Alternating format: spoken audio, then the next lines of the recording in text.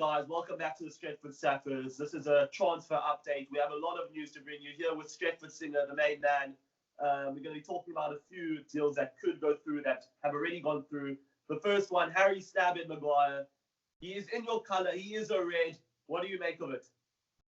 Oh, I'm absolutely overjoyed with that signing. It's what we needed for. Should have been done last year for 60 million. Ed Woodward said it was too much, but he's gotten it over the line. Thank God. Exactly what we need. He knows the Premier League. He's English. He's phenomenal. Can play with the ball. Can defend. Can lead. Nothing more to say. What a signing. Very fair. And we've already got a new chant for him. We're not going to sing it because we'll probably get kicked off YouTube, but I'm sure you can find it online somewhere. Slab is a red. Exactly. So, Slab is a red. Fantastic news. Looking forward to seeing him in the Premier League.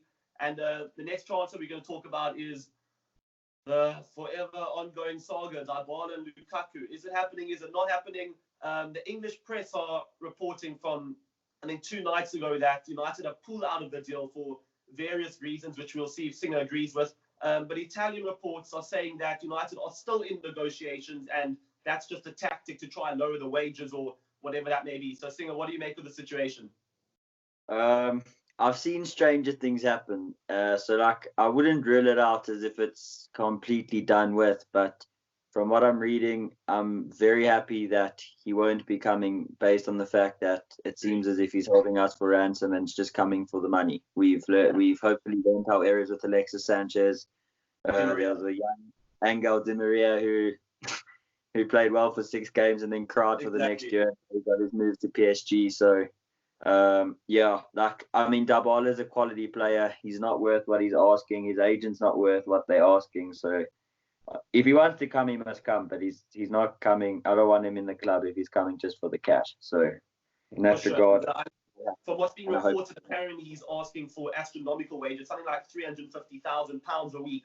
I mean, he'll be our top earner alongside Sanchez. I mean, there's no ways United should pursue that deal. And I think this is very much a deal that Woodward and the Glazers would have loved, with Dybala being a massive ambassador of Adidas, along with Pogba, would have brought in huge revenue to the club. But I think this is Ollie stamping his foot down and saying, listen, I want players who want to play for Manchester United, who want to fight for the badge, who aren't just being forced to come here and want to just earn a paycheck and then get on to their next move, So I'm really happy about that. Dybala is a quality player, but for me, this is showing that Ollie does have some control over proceedings, which is very important. But it shows that he's firm and he's showing, listen, yes, we may need another forward, but I'm going to trust the guys that I have, and I'm not going to look to bring in someone who's just coming for the money. So I'm very happy with it, but we'll see what happens. Who knows? Also, what he showed is that you can see that Dan James, Aaron Wan-Bissaka, and Harry Maguire are all his type of signings, and he had an input on it. And in judging by the rumours that we won't be held for ransom or we don't want to sign a player just coming for the money, that's definitely Ollie's input as well. So at least there is like a bit of firmness, and there's doubts in a couple fans that he's just a yes man and he's this and he's that. But clearly he isn't. He's gotten 3 targets, his targets, not the Glazers' targets. But yeah. For sure, but I mean, where does this leave Lukaku now? We've seen Inter Milan might come in with a new bid of around £71 million, including bonuses. Do you think that would be enough to sell him or not? What's your opinion on it? Look, we want to recoup what we paid for him, but I mean, I think anything over 65, 70, I think we would have to take, and would be stupid not to. He doesn't want to be at the club, number one. Number two, he doesn't fit the way we play. He's got no movement. He's not fluid with the ball. So I would take it. And even if I think we've got enough attackers with Martial, Rashford, Greenwood, Sanchez, even there's still James, who's it depends on the system. He could be used as like an auxiliary striker in a 2 sort of vibe. I would definitely, which is the next topic, I would take that money and go and get another midfielder. For sure. So basically, I agree with that. I think an attacker would be a bonus, but I think we definitely need a midfielder. We haven't replaced Herrera or Fellaini, not necessarily like-for-like replacements, but we haven't replaced them in the squad. So we're definitely lacking midfielders. The 2 guys we are linked with, the one we have discussed, Bruno Fernandes, reports have come out recently. It's been an ongoing saga. Reports recently saying that United really aren't that interested in him, and it's been pushed by the Portuguese press, which I kind of believe. I don't want to believe it. Just, I mean, But new reports have emerged this morning, actually breaking last night, that Eriksen from Tottenham could be a last minute on the cards transfer. What do you make of that? Any truth in it?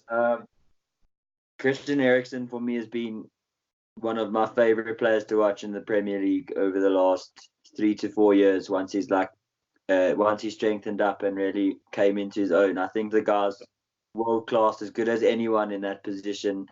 He showed more of a defensive side to him the last end of last season, where he played more of an 8 as opposed to a 10. More of a box-to-box midfielder. So, but I'm saying he can hit it from far out with his left or his right. He can take free kicks, which is what we need.